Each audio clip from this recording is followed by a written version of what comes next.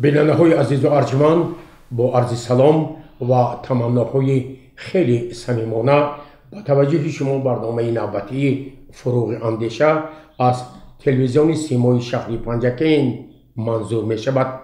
مهمان برنامه ما یکی از نویسنده های شناخته ادبیات معاصر توجی، مؤلف بیشتر از 132 کتاب که با 43 زبان‌های جهان ترجمه شده است.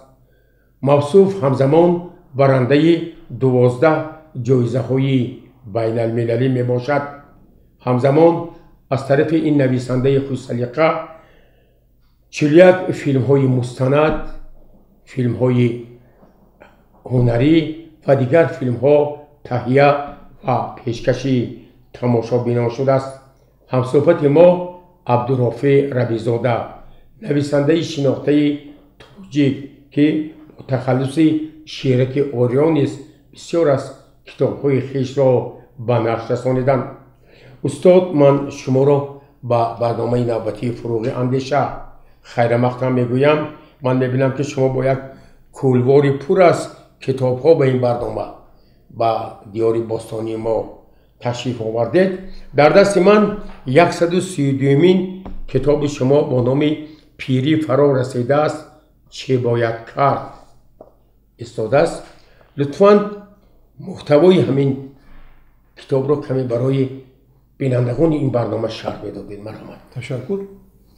این کتاب شما گفتید علاقه نه علاقه گونه که علاقه در تاجیکستان نامور است. بله. مثلا امیروز خودش شمالان گفت از خاتون رئیس سابق داروی جنگ اومد دیگه تلفن کرد ما از همین کتاب 100 تا لازم. برای که ما گل دسته میتیم بعد 3 روز پژمردم چه این پژمرده نمیشه، اون دست به دست ما گشته. خب لطفاً این کتاب رو کمی شرح میدادید. خب با کدام موضوع ها شما بیشتر روی آوردید؟ این از خود نامش معلوم است که پیری کتاب برای از سرگذشت و قسمتی آدمان کلانسال بله حکایت میکنه. کیکاووس بزرگ میگوید که از 60 تا 70 هر روز هر سال در وجود انسان یک کاستگی یا خستگی حس میشه. بله. از 70 تا 80 هر ماه. بله. 80 تا 90 هر هفته. از 90 بالا هر روز هر ساعت. بله. یک خستگی یک بی‌حالی حس کرده میشه. مثلا آدم پیر حاضر سلامتیش خوب است که بعد یک ساعت بله یگان خستگی حس میکنه، اونجاش درد میکنه ماندن. لیکن معنا ندارد که پیران نادرکارند. این معنا ندارد که پیران تمام قدرت و توانایی خودشون رو صرف کرده باشن دیگه هیچی نمانده باشن. در این کتاب آمده است که مثلا بسیار انسان ها هستند که هر قدر پیری و خطر نیستی نزدیک شود حسشون همون قدر گرو، درکشون بالاتر، خردشون بالاتر، چارگرشون فراگیرتر، تلاش جهتشون فزونتر میشود. بعضی سوال کردن که چه خیر؟ در اینجا یک حکایتی هست با نام 3 نصیحت پدر.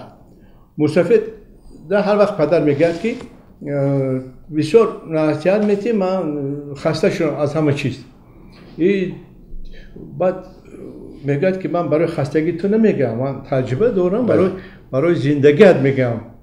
باز میگه که سر پیرو شاید که پوک شده است و مانند. بعد میگه من باز یک 3 نصیحت دیگه میگم. چی؟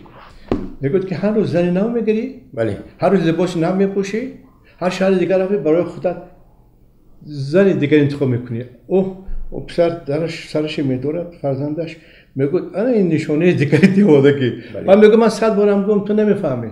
معنی هر روز زن نو گرفتن همین است که تو زنت رو آنقدر آراسته و پیراسته و آنقدر خوش نگاه دار که به نظرت هر روز تر و تازه و خوش شود. ولی باشی یعنی زیبایی رو هر یک انسان باید خوش ایجاد کند برای عائله و برای خاندانش. یا کس مطمئن میگه مثلا من درباره لباس گفتم نه که گفتن است که همین لباسی تنی من یا تنی شما تنی کس دیگر نمیدونیم که کی خریدگی و کی و پوشیدن و چند رو پوشیدن لیکن در تن چینم و زیبا باشه به نظر همون هر یک بیننده نو و تازه و میتوبه سیو میگه در هر جوش میگه این دیوانگی است میگه پسری که در هر جا چخه خون نو میپوشن میگه که نه درباره خون رفته شده گفت درباره رفته که هر شهر با اگر تو برای خدا یک دوست داشته وقتی ضرور آمد وقتی در کاری پیش راه برود و درک شد و گفت مرحمت این خانه توست بله اون من همین خانه در نظرم خانه میر خانه صمیمیت رو یعنی همین کتاب فراگیر همه حکایت های کوچک ولی پر حکمت و اثرگذشت های پیران حکایت میکنند و یک مستفید یک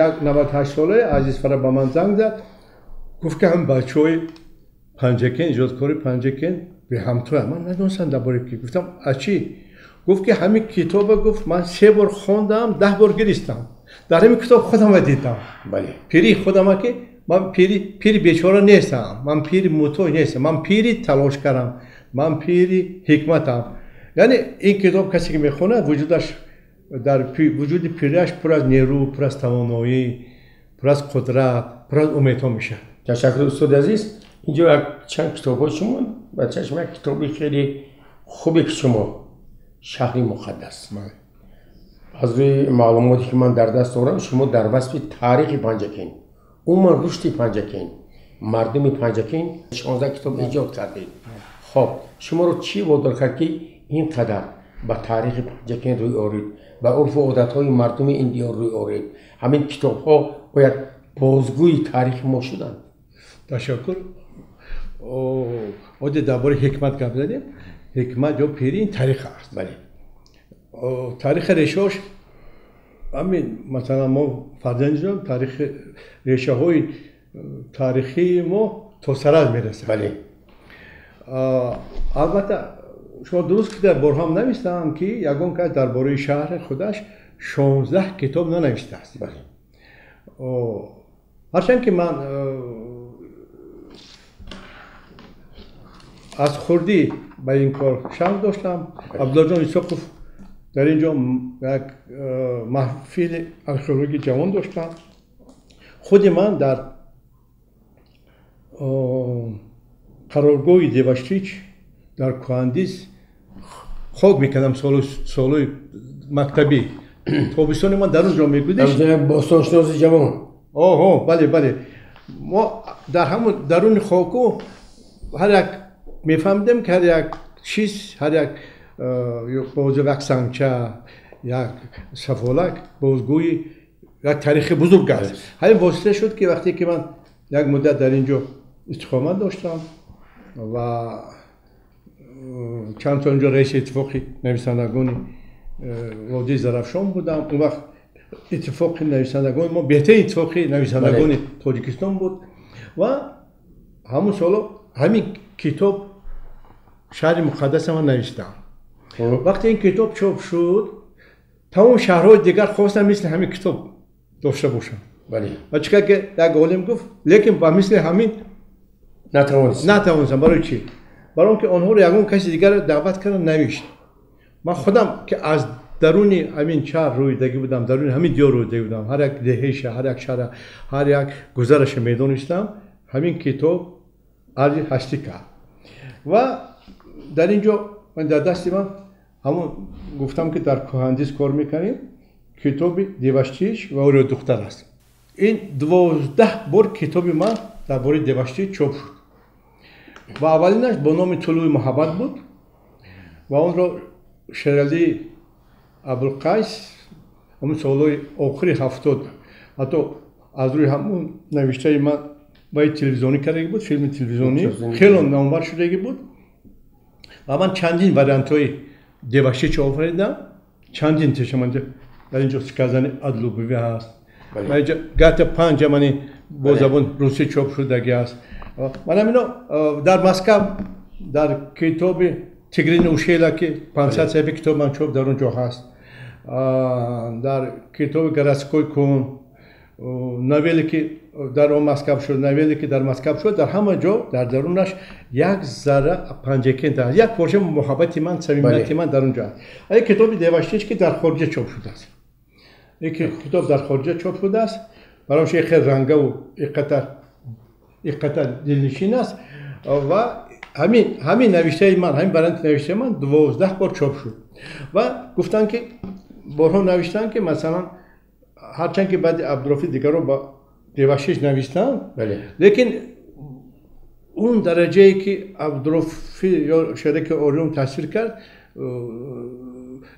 دلنشینی نشد و زبان خارجی ترجمه نشد زبان خارجی بسیار ترجمه شد بعد من از پس اوریادوخ شدم یا اپاما میگن این اپاما همون کسی بود که او دوخ مادرش از پنجکین بود پدرش از سمرقند بود یکی از دخترهای سپیتمان بود او وقتی که سپیتمان شکست میخوره وقتی شکست میخوره سلیف گفتنی کس بعد مرگ اسکندر همین و دختره بزنی قبول میکنن همین دختر پنجکتی هم و این دخترک اساسگذار یک امپری بزرگی بعد اسکندر سلیفیون میشه هرچند سلیف راور بود لیکن تمام تاریخ میاد که دولت اصلا اپاما اداره میکرد اینجا بله اینجا شهرش هم باشه اپاما اداره میکرد و او فرزندای وای در تاریخ یگون درباره یگون زن امپراتور اینقدر بسیار با محبت ننوشتن که درباره همین دختری تاجیک با نام اپاما و حتی شوهرش برای این دختر برای این شاهنشاه برای این پنجکتی 7 شهر ساخت شهر آخرانش نام همین دختر با اپاما و در حدود امروزه سوریه است تا وقتی که در سوریه جنگ نبود در اونجا اکسپدیسیون جهانی کار میکرد که شهر اپاما شهر دختر پنجکتی رو دو فهمد که چی شهر محبت بود چی شهر عشق بود چی شهر بزرگ بود و هر در حقیقت بزرگ از هفشات آرکئولوژی بزرگی های همین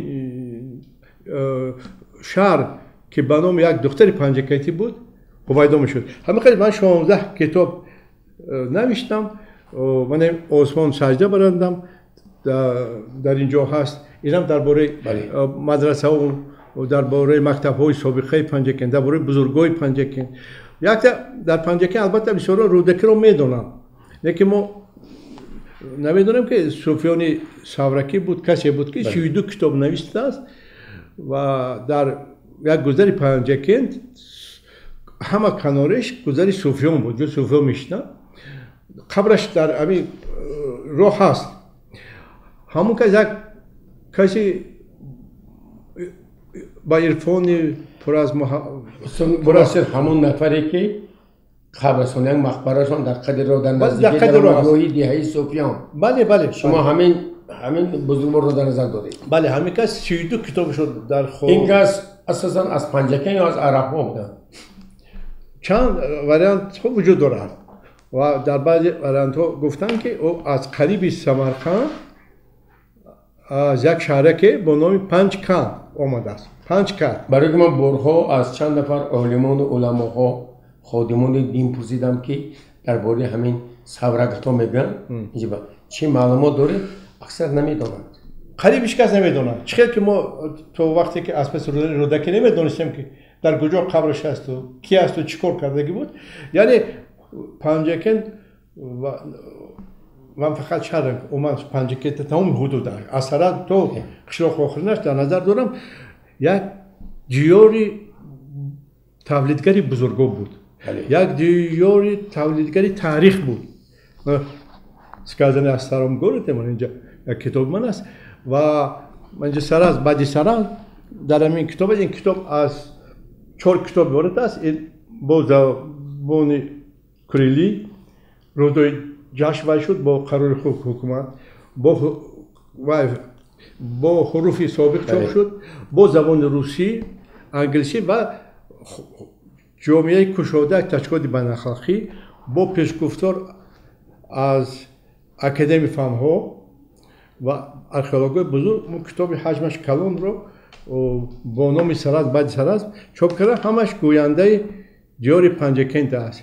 яъне ман дар ин ҷо қад кашидам, дар ин ҷо нон хӯрдам, дар ин ҷо худама шинохтам ва баробаи худшиносӣ кӯшиш кардам ки на танҳо худам шиносам, ҳамин диёрам шиносам ки ман диёрамро муаррифӣ кунам. шиносам муаррифӣ кунам. хушбахтона ки 16 китоб иншор шуд, вале ин китобе ки дар хориҷ бисёр машҳур аст. ҳамин Панҷакенти қадима 19 гузар дошт. 19 гузар, ягон гузараш бо гузари дигар монанд набуд. 19 гузар 19 мактаби расомӣ дошт. мактаби расомӣ, ҳайкалтарошӣ. дар ягон ҷои Осиёи Миёна ягон бор ягон шаҳре неёфтанд ки мисли Панҷакенти қадима ин қадар деворнигораҳо, ин қадар ҳайкалҳо, ин қадар маҳсулоти ҳунармандӣ дошта бошад. яъне Панҷакент аз қадим шаҳри ҳунармандон, шаҳри истеъдод, шаҳри ҳикмат буд. яъне барои чи ино мо тақид мекунем? яъне гуфтанӣ ҳастем ки вақте ки як кас мегӯяд бобои ман фалонча буд, яъне аз байн нерӯ мегирад ки манам мисли бобом шуда метавонам. вақте ки мо вақте бузурго доштем ва мо қудрат метиҳад ки мо ҳам талош кунем ба сӯи бузургӣ, ба сӯи шинохти худ, шинохти дунё ва барои муаррифӣ кардани худу миллати худ. ташаккур устоди азиз. ман медонам ки шумо қариб филмҳои хеле зиёде эҷод кардед, аз ҷумла 41 филм, ҳам филмҳои бадии яъне ҳунарӣ, ҳам филмҳои мустанад санадӣ. дар бораи ҳамин эҷоди филмҳо ки маълумот медодед? ман мактаби пиёда мехондам дар Панҷакент ки маро ба газети Зарафшон ба кор овардем, вале ман мактабхон будам. баъд факултаи журналистикаи донишгоҳи миллӣ халқ кардам ва баъдан мактаби олии ҷаҳонии синемогарони Москавро. 41 филм дорем ва бештари филмҳо решаҳои панҷакентӣ доранд. масалан мо як филм доштем ки ман худаш ҳам филмнавис ва ҳам таҳиягараш будам бо номи Помпеи Маширзамин. ӯ ҳар сол ду бор дар Амрико як барномае дорам бо номи дар гирди дунё вақрук сетава, агар тарҷума кунем, ҳамон ба ҳар сол ду бор ҳамон филм нишон медиҳад. ӯ Панҷакентро аз қадим аз Сараз шурӯъ карда то имрӯз ҳамаашро фарогир аст. лекин ман бар кино бо филми ҳуҷҷатӣ ё филмҳои мултфилм бисёрам мекунам. не, ман бо филми бадиӣ омадам ки номаш Аспи охирини шаҳр буд, ё дӯстонро мефурӯшам. ва баъдан филми дуюмам пурра воқеаҳо дар саргузашти Панҷакент будам, марди муталлиқи ду зан. дар филми якуми манам ӯ нақши бачача Сороба, як бачаи панҷакентӣ боз мекард бо номи Насруллоев. ва филми дуюм Шавкат Муҳаммадиев бозӣ кард ки ӯ 4 ҷоизаи баъдан халқӣ гирифт. ва як филми дигаре дорам ки ӯ дар он кинофестивали байналмилаллӣ ҷоиза нагирифт, лекин як коре кардам ки ҷоизагири зиёд буд. ҳар сол 5 филма интихоб мекунанд, аз кинофестивалҳо мегарданд. ҳамон қатори сею филмаш филмон буд бо номи Афсонаи зиндагӣ. ин маъно дорад ки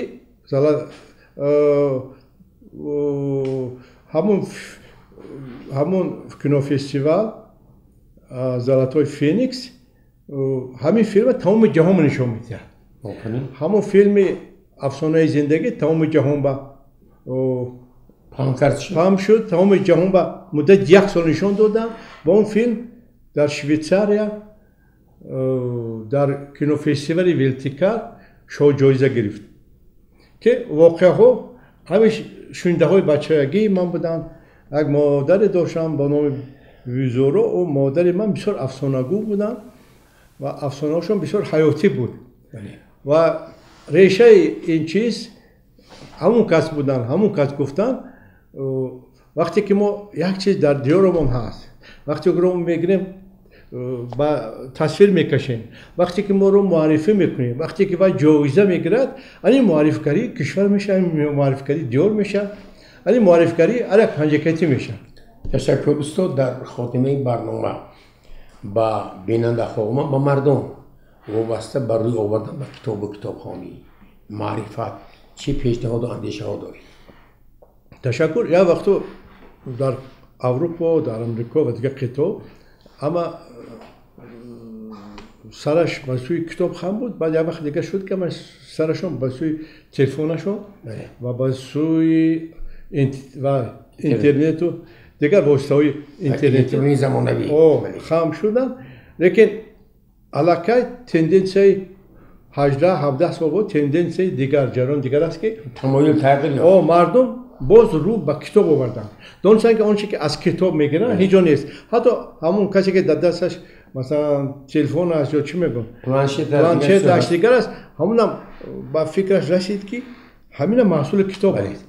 اگر اون ایجادکارونش کتاب نمیخونده با اون قدری در کاری دانش نمیآموختن و اون دانششون رو از با کشفات اجرا نمیکردن هیچ چیز نمیروید. حتی اون سینمایی که ما تماشا میکنیم تلویزیونی که ما تماشا میکنیم این هم محصول کتاب باز محصول این معرفت انسان است. این بله فطرت و تمیز انسان انا برام شده مثلا در تاجیکستان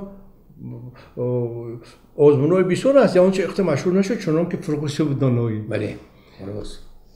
خب استاد من برای یک صحبتی پرمحتوا به شما عرض سپاس میکنم و امید میکنم که بیننده های ارجمند ما مردم شریف شهر دیهات پنجکین تشنه ایجاد شما هستند از این کتاب ها بهره ور میشوند و شما پیش از همه تنی صحت بخت و سعادت و فعالیت پرثمری ایجادی تمنا دارم. سلامت و سربلند باشید بیننده های عزیز و ارجمند.